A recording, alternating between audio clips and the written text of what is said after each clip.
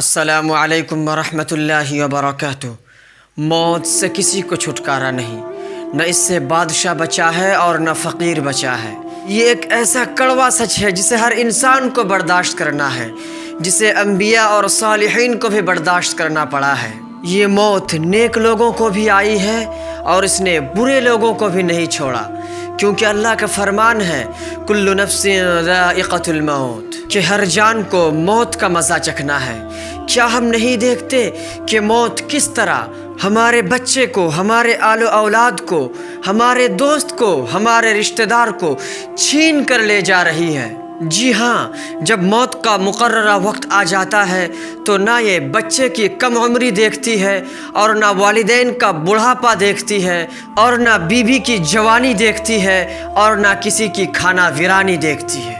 ہر لمحہ ہم موت کی طرف بڑھتے جا رہے ہیں اور یہ دن اور رات ہماری عمر کو چاٹ رہی ہے اور ایک دن اس عمر کو ختم ہو جانا ہے۔ ذرا دیکھیے تو صحیح، لڑکپن کدھر گیا؟ جوانی کدھر چلی گئی؟ کچھ پتہ چلا؟ یا پھر ایسا لگ رہا ہے کہ لڑکپن تو کل ہی کی بات تھی اور پھر عمر کا جو حصہ بچا ہے اسے بھی بہت جلد برف کی طرح پگھل کر ختم ہو جانا ہے اور بالآخر موت کا کڑوا پیالہ پینا پڑے گا۔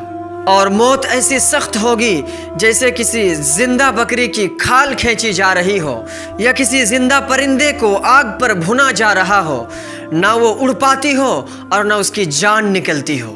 جی ہاں، یہ موت دنیا کی سب تکلیفوں سے بڑھ کر ہے۔ یہ آرا چلا دینے سے بھی سخت ہے، یہ کینچیوں سے قطر دینے سے بھی سخت ہے اور یہ دیگ پر پکا دینے سے بھی سخت ہے۔ اور اس موت کے بعد ہمیں ہمارے دوست، ہمارے رشتہ دار، ہمارے احباب ایک کچی قبر میں چھوڑ کر کے آئیں گے جو بہت تنگ اور اندھیری کوٹھری ہوگی، اور وہ قبر اتنی تنگ ہوگی کہ ہم اس میں کروٹ بھی نہیں بدل سکیں گے۔ اور پھر جب ہم قبر میں سو جائیں گے تو یاد کیجئے اس وقت کو جب قبر ہمیں پکار کر کہے گی، اے آدم کے بیٹے، تم میرے اندر آنے کے لیے کون سا عمل تیار کر رکھا تھا؟ جب تم میرے اوپر چلتے تھے تو بہت اترا کر چلتے تھے۔ اے بھائی، قبر جہنم کی گڑھوں میں سے ایک گڑھا ہے یا جنت کی کیاریوں میں سے ایک کیاری ہے۔ جو جیسا عمل لے کے آئے گا قبر اس کے ساتھ ویسا ہی سلوک کرے گی۔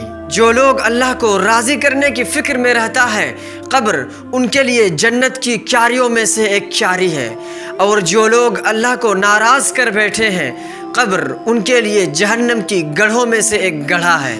جب قبر میں اللہ کا کوئی محبوب بندہ جاتا ہے تو قبر اسے کہتی ہے کہ تو سو جا جیسے کوئی دلہن سوتی ہے، اور جب کوئی اللہ کا نافرمان بندہ پہنچتا ہے تو قبر اسے کہتی ہے، اچھا تو آ گیا، تو میرے اوپر چل کر بہت برا کام کیا ہے، آج تو میرے اندر آیا ہے، آج تو دیکھ میں تیرے ساتھ کیا سلوک کرتی ہوں۔ اور پھر قبر کی دیواریں اسے دباتی ہے اور اس قدر زور سے دباتی ہے کہ دونوں پسلیاں آپس میں گھس جاتی ہے۔